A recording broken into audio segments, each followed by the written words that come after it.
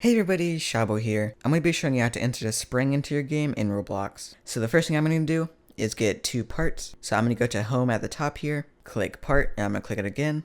Next, I'm going to drag this one up here, and then I'm going to go to home, and then I'm going to anchor it.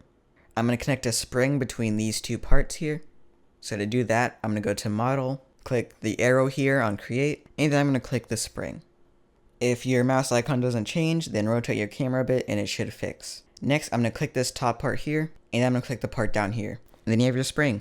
Now, the main reason you want your spring in the game is to customize it and make it do other cool stuff. So I'm just going to move all this up into the air, and then I'm going to go to View, go to Explorer and Properties, go to the spring. If you don't see it, you're going to need to open some of these until you find it. And then you can go to Properties after you selected the spring, and then you can change some of the properties like here.